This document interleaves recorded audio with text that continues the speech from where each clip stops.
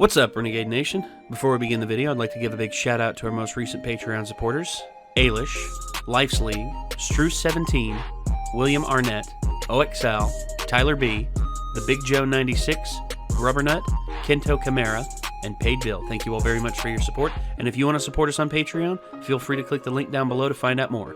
We'll see you there.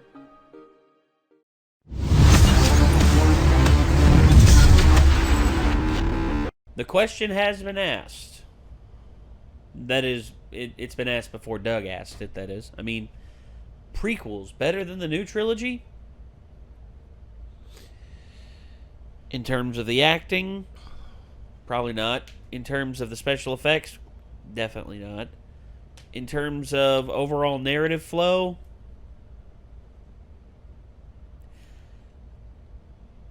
I would say as of this moment, probably yes, because as much as people bag on the prequel trilogy, at least it told a coherent trilogy story. At least it didn't shit on a lot of classic characters as badly either. Yes, which, don't get me wrong, I know that a lot of people out there still have their caveats against the prequels, and rightfully so. I mean, if the prequels are not your cup of tea, I'm not going to be the one to try and convince you otherwise. You know, that's just what you believe. However, the question has been asked by the Nostalgia Critic, prequels better than the new trilogy? I'd say for the most part, no, but in the aspects which I think matter the most, the story elements, I would probably say yes. I would more than likely say yes, wouldn't you? Yeah.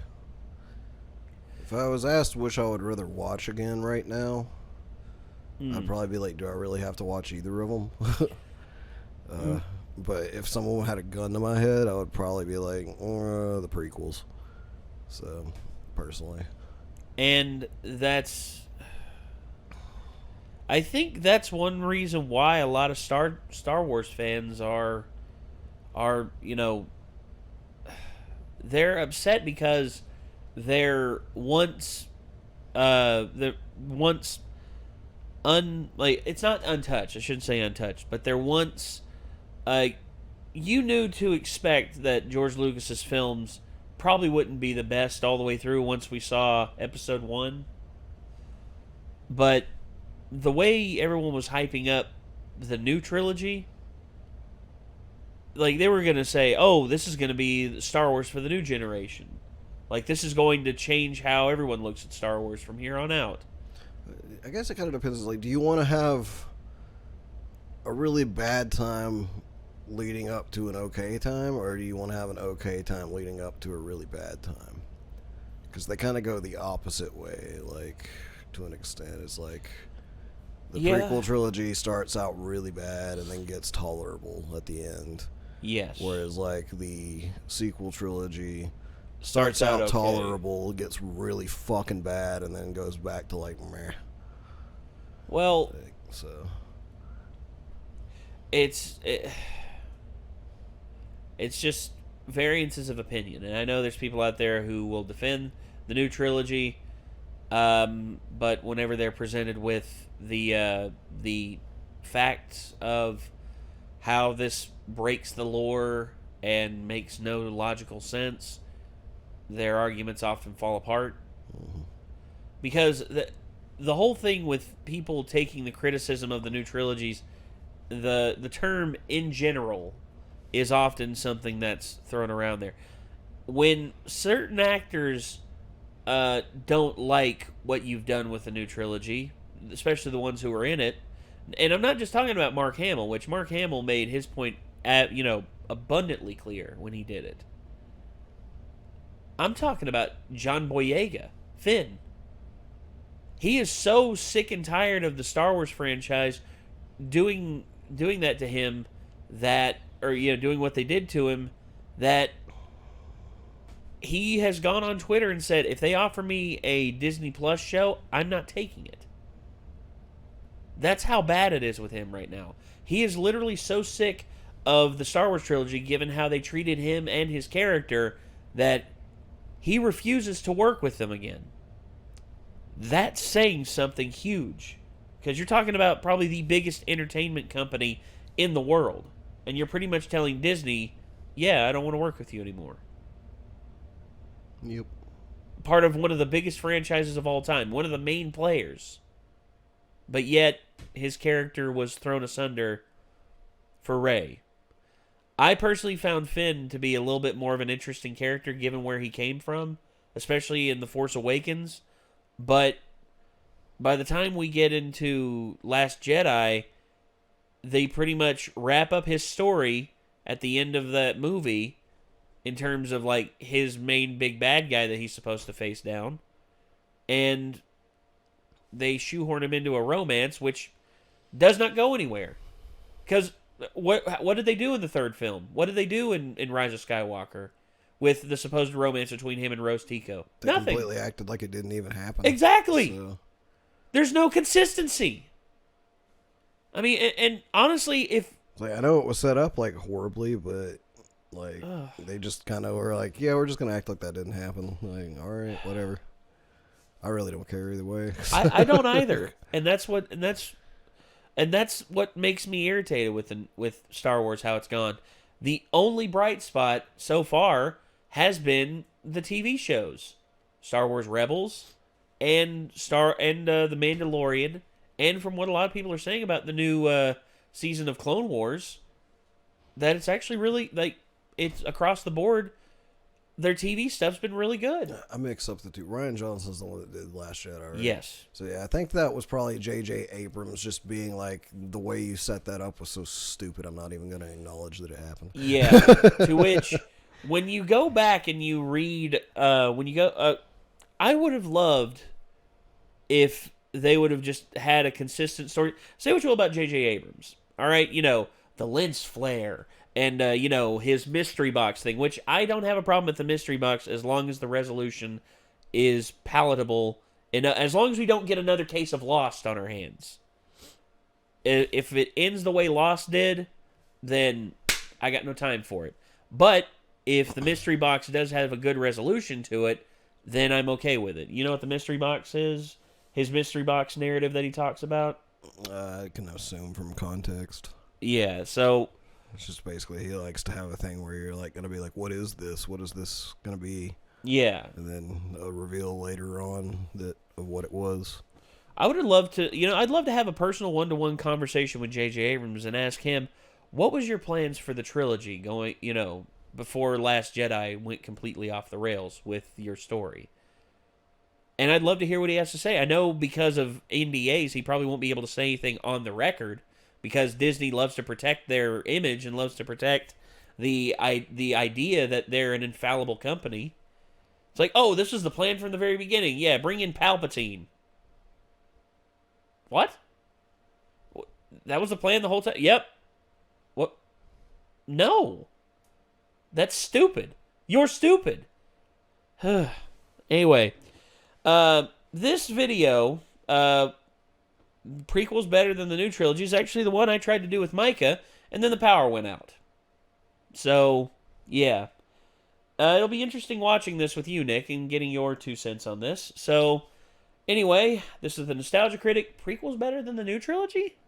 Here we go. This episode brought to you by Skillshare. Classes taught by expert practitioners for your career or for your passion. Uh-oh. Always blows the hair That back. was fucking loud.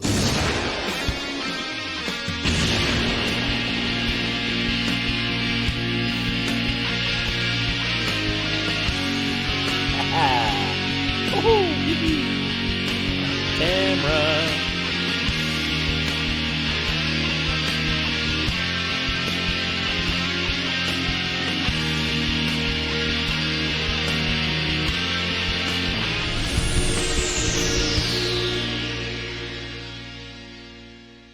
Hello, I'm the Nostalgia Critic. I remember it so you don't have to. Well, some time has gone by since the release of The Rise of Skywalker, and so that shit. surprisingly, Sorry, there's been a lot of reactions to it. Some That love kind it, of thing some just hate irks it, me, some are sorry. halfway, which, given the Star Wars climate online, is not that shocking. But there has been one argument that's been coming up when talking about the new Star Wars trilogy, and that's praise for the Star Wars prequels. Where did this come from? I thought there were rules. Han shot first. It's hilarious we thought Lightsaber Gate would be the biggest problem with the new trilogy. And the prequels suck. There's just some things I thought we all agreed on. With their wooden acting, lame dialogue, over-reliance on CG, and inconsistent stories, how are these suddenly being seen as good? Are they the worst thing ever? No. In fact, I even did a video praising the good elements in them. But we're gonna use the G word when describing these? I don't like sand. These? More did you speak? These? Are you an angel? What? Well, here's the funny thing. After completing this new trilogy, I was forced to look at the prequels again. I mean, it is 3 new films in a now 9-film lineup. Most people know the original trilogy very well, but when you see a character enter the new trilogy that was not only in the original but in the prequels too, it's hard not to think how all of these films might work as one narrative. What flows in the long run but not in the short run, and vice versa.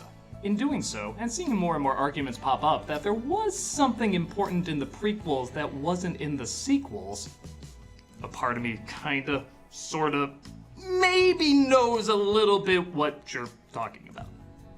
But probably not! Sure, I've had my ups and downs with this new trilogy, but there's none of them I hate, and parts of them even gave me goosebumps that I can't remember feeling in Star Wars since the original trilogy.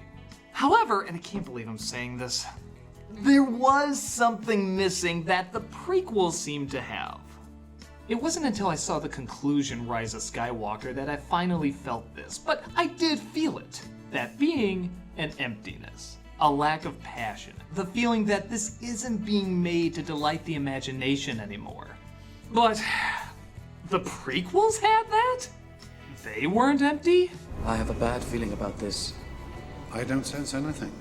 They didn't lack passion? You're so beautiful. It's only because I'm so in love. No, it's because I'm so in love with you. They were made to delight the imagination? Someone to see you, honey! Obi-Wan! Hello, Dex. I argue, yes. Not done well, but I did still nevertheless get that feeling from them. Okay, to better explain what I'm talking about, we have to go over the trilogies really quick. I'm aware you know them inside and out, but to get a better idea, we really do have to recap them. The first Star Wars took the world by storm, but as many have pointed out, even the actors, it was the imagination and effects that drew everybody in, not necessarily the writing, at least with the dialogue. I recognized your foul stench when I was brought on board. But I was going into Toshi Station to pick up some power converters. The film is masterfully edited, though, to incorporate the best elements and leave out this shit. You know, they've already started to nationalize commerce in the central systems. I may never come back, and I just want someone to know. Giving us the best production you could get from such a creative mess. Yeah. In Empire Strikes Back, more chances were taken, and they learned from what worked and what didn't. So they knew what to take risks on and what not to. As proved, Star Wars wasn't just a lucky break, there was a continuing talent behind it. Return of the Jedi was kind of a combination of the two, returning back to what was popular in the first films with the kid-friendly creatures and blowing up another ball, but it also incorporated some of the darkness from Empire. Yeah. Not perfect, but a pretty damn good beginning, middle, and end. When the long-awaited prequels came out, everything that was edited out of the first Star Wars was now put dead center. A lot of trade talk, a lot of scenes that went on too long, putting too much comedy in one character, leaving no personality for the others. Fans went through different stages of accepting that after all these years they got something that could be bad. There's even been films made about their different levels of denial. The next film, Attack of the Clones, scaled down some of the comic relief and trade talk, but not much else. The plot was still confusing, the dialogue still awkward, and the energy from the actors still on autopilot. In my opinion, this is the worst one because it's not even a so bad it's good, it's just dull and lifeless. But at the very least, the next one, Revenge of the Sith, did generate a lot of life. So long ago when there was nothing but our love. In certain parts. Yeah. There was more focus on the villain, who's always been a ton of fun in these movies. It felt like there was conflict that, while clumsy, you could still follow. And it did take the darkest risks out of all the movies. I mean, yeah, this boy says his line weird. Master Skywalker, there are too many of them. What are we going to do? Great read, kid! That was 1 in a million! But he's dead, the following scene. You never see that in the original trilogy. Kentucky Fried Ewok, sure, but a kid? Let alone kids? Yikes. A lot of people say this is the closest prequel to feel like a legit Star Wars film. But that's the word. closest. The prequels were still seen by many as a huge letdown.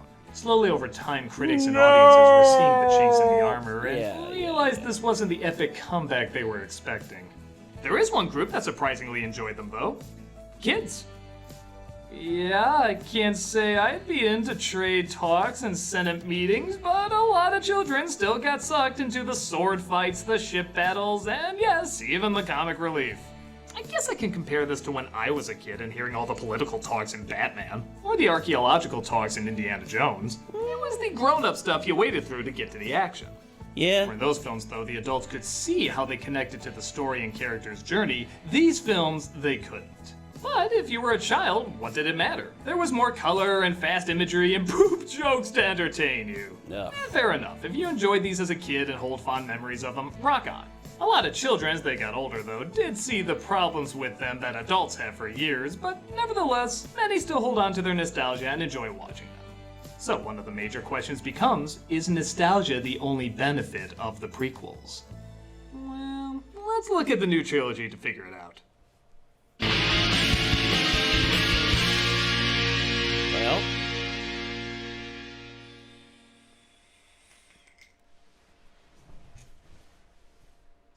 I have reached purity. Before, I was unbalanced, and now I'm that thing I just said I was. Thanks to Skillshare. Skillshare is an online learning community that offers membership with me. After several spin-offs in TV, games, books, and God knows how many other avenues. Guarantee it had to be that long because of sometimes they sign deals with you and you have to meet certain requirements. It's just like for our promotion we did for Crunchyroll a long time ago, it actually had to be 30 seconds long, and we were not allowed to say anything really negative about like anime or anime fans. Imagine that! An anime dubbing company telling you not to say anything negative about anime fans. I wonder which company could learn from that. Right. Lucasfilms was eventually bought out by Disney, with plans to keep George Lucas, the creator, but also to some the destroyer of their beloved series, out of it. With the release of Force Awakens, there was no doubt a return to several elements that people have been missing from the prequels. On top of great acting, charming dialogue, and more balanced humor, practical effects were utilized more, the look and tone was more rugged and familiar, and even characters from the original came back for another go. A lot of fans, including myself, found this almost a little too familiar. Yes. The biggest criticism is that it was basically the original film all over again, with a poor youth in white battling a bad guy in black trying to get a droid to an underground army to defeat another giant bowling ball. While many had issues, there was this understanding that, well, it just wanted to show it could do Star Wars like the good old days. The version everyone seemed to like the most. A lot of us gave him the benefit of the doubt and said, okay, you get this one, but now you have to do something different. And I guess that's what we got with The Last Jedi. Divisive, to say the least, the same elements some hailed as deep and challenging, others saw as shallow and backstabbing. When I first saw it, I remember being super invested and intrigued by some of the new directions they were setting up. But like many of you, the more I thought about it, the more I did see a lot of problems. So much was wrapped up that the previous film was clearly establishing to be resolved in 2 movies as opposed to 1. And even what did wrap up seemed to subvert expectations, but not really replace it with anything epic. Sure, 1 or 2 surprises that don't give you what you're promised is fine, but this is kind of like doing Endgame without having Thanos or getting the characters back. There's just some things you know you have to follow through on. But it's all good. This is a franchise that's inspired tons of books that took finished stories and continued them in the most brilliant of ways. They can still turn this into something. Well, Rise of Skywalker was something, alright. Again, dividing a lot of people, though I don't think as much as Last Jedi. Yeah. The film tried to introduce both old and new elements, combining familiar tropes from the original trilogy with the tropes of this new trilogy, in the hopes of ending on a strong yet familiar note. From what I've gathered, even the people that like this film don't love it. And the answer why is very clear. It just didn't feel like this was planned from the start. No. Where Last Jedi almost seemed to retcon some ideas from Force Awakens, Rise of Skywalker seemed to retcon ideas from Last Jedi. Yeah. Despite the director of the mostly crowd-pleasing Force Awakens coming back for this one, people just didn't feel the same excitement for this conclusion. Don't get me wrong, I'm sure there's crowds that applauded and liked the movie a great deal. but I get the feeling it's not the same level of excitement that people felt in The Force Awakens, when so much was possible and on the horizon. Why is this? Well, let me ask you a question. Whose movies are these? I don't mean who financed them or owns the rights or anything. I mean, if you were to ask whose films the original trilogies were, the answer would be obvious. Lucas. Sure, other people directed some of the movies and wrote them, and even Lucas himself changed the size of character roles based on fan reaction. But behind it all, it was still his idea, his dream that, for better or worse, was the driving force behind it. Now here's the thing. Do I think they can't do a new trilogy without Lucas? No. Again, look at some of the books that have come out. These are fantastic stories written by completely different people. Yes. I do think, though, that with a series like this that started out so personal, it needs a personal touch all the way through. Had the films all been under J.J. Abrams or Rian Johnson from the beginning, I feel like we would have gotten something more consistent and meaningful, whether we would have liked them or not. But it kept jumping back and forth between different creators, so it felt there was no clear vision from beginning to end. Lack of consistency. Now, like I said, they were also changing a lot in the making of the original trilogy. Oh, you knew Luke and Leia were going to be brother and sister from the start? Bullshit! My sister. Somehow, I've always known. That just makes that creepier. You could even argue that Lucas having too much control hurt the franchise greatly. But it was still under somebody's vision. And I think that's what the prequels have over the new trilogy, a consistent vision. Is it good? I don't think so. It still seems clumsy, confused, and constantly misdirected. But you always felt like this was one person's passion project, made to please the creator as well as the audience. Imagine if other filmmakers rushed in to save the room. Of course there's people that can make the film more coherent and logical, but you would lose that unique vision that nobody else has, even if it's awful. What if other filmmakers stepped in to take over Ed Wood's production of Plan 9 from Outer Space? We'd probably have a middle-of-the-road B-movie that'd quickly be forgotten, instead of an epic disaster that's pleased people for years because of the passion that was put into it. Even if it was a misdirected passion, it was a passion from the heart. I'm not saying giving control to Lucas would have fixed this new trilogy. You suck in big doo-doo this time.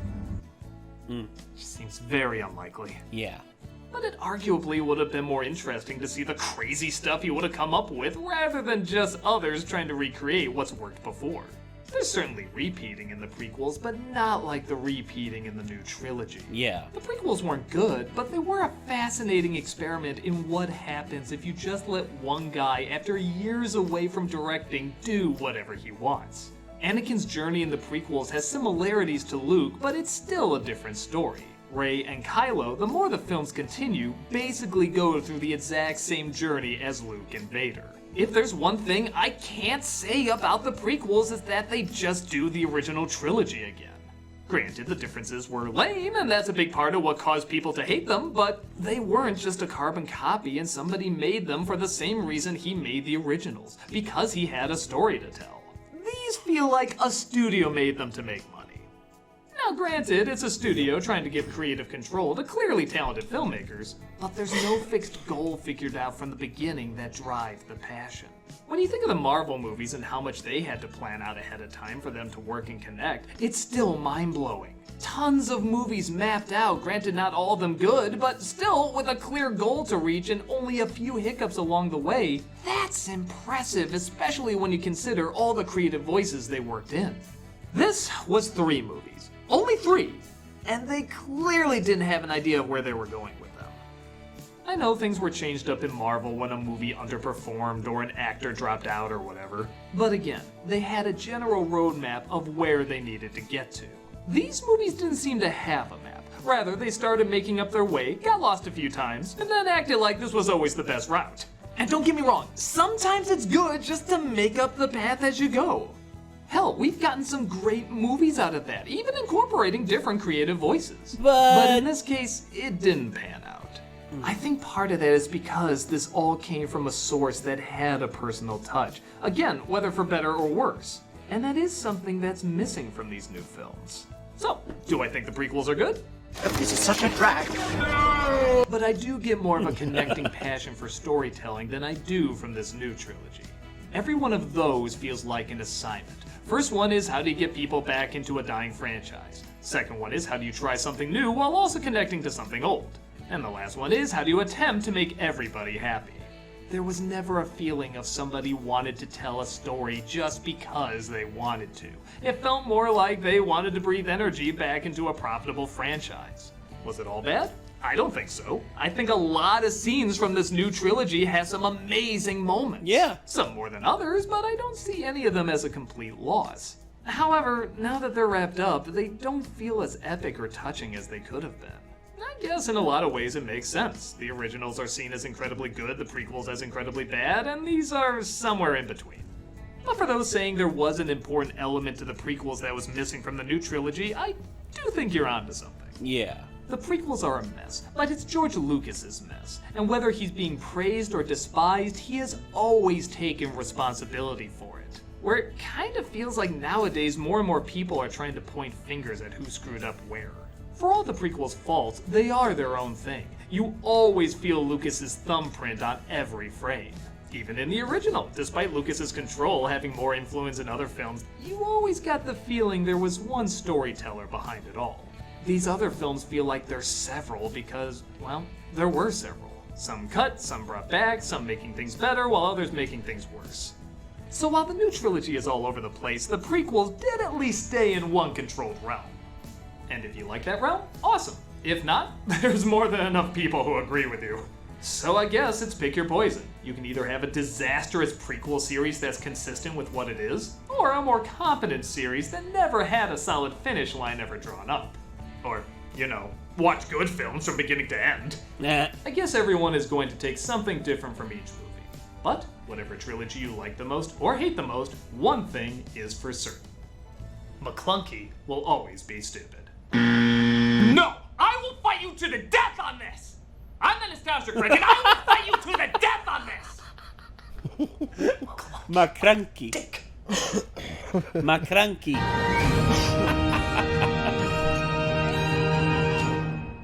Okay. I actually pretty much completely agree with Doug.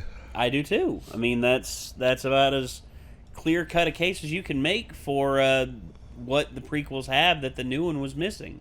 He talked in circles a little bit there. Well, yeah. I don't know if that was on purpose to try to get the video a little longer, or if he just didn't realize he was doing it. But he was talking in circles there for a bit, and I was like, Doug all right, has all done right. that. Doug has done that since the very beginning. Yeah. And it's something that he says that he's combated with, but people overall know what to expect from him. And yeah, when you double talk on things and you make the point multiple times, but yet you think you're building a case, I've tried to limit myself on that because I can be exceedingly long-winded whenever it comes to telling people stories, because to me context matters. Context is a big thing that matters when it comes to things, and I feel without context people miss the point and and misconstrue things, because I've had that happen to me so much in my life. Yeah, you just got to realize when you've already given all of the context and the point, and then wrap it up, Yeah, rather than going back into it again. Yeah, I'm still working on that. I'm 32 and I'm still 31. I'm still 31 and I'm working on that. Not 32 yet. I'm getting there, but I don't feel like I might do that sometimes too and not realize it, but I'm not sure. It's a quirk that certain people have that it can be a bit disadvantageous. But honestly, you can never tell people you weren't consistent with your layout whenever it comes to breaking things down for people.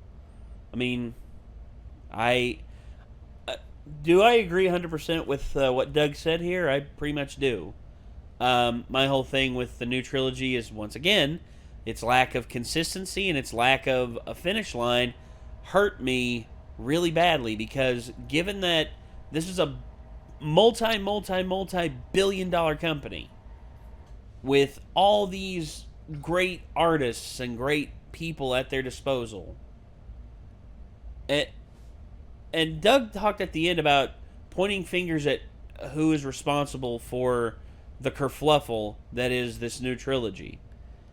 I think we can consistently all point the finger at Kathleen Kennedy. I was going to say, like, I'm not necessarily going to point fingers at anyone individual for sure, but I will say it was pretty stupid of her to let Rian Johnson rewrite the 8th film.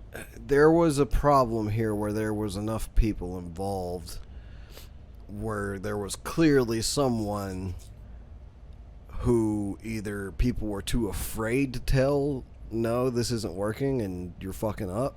Kathleen Kennedy. Or someone who was too bullheaded to listen to criticism. Kathleen Kennedy. But you check both boxes right there with her, because she willingly canceled the Kenobi TV show to rewrite the episodes to fit her agenda. That's according to behind the scenes, that's what's happening with the Kenobi show.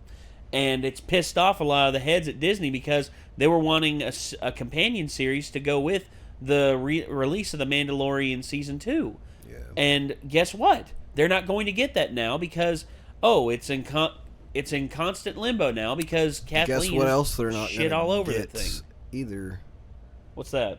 I'm not going to fucking watch it in that case when it comes out. What, Kenobi? Yeah, if it ever comes out. No. If that's the case, if she's rewriting it to fit her agenda, I'm not even going to watch it. Well, that's the thing, because now there's talk behind the scenes that here in the next couple months, whenever the second quarter ends, the second quarter begins, sorry, the next couple weeks, they're saying Kathleen may be out the door. Good. And in her place... That is the best possible move that Disney could make in terms of helping Star Wars to get back to being something amazing again. And in her place is stepping Jon Favreau and Dave Filoni. I fucking hope so. Because I love those guys. And plus...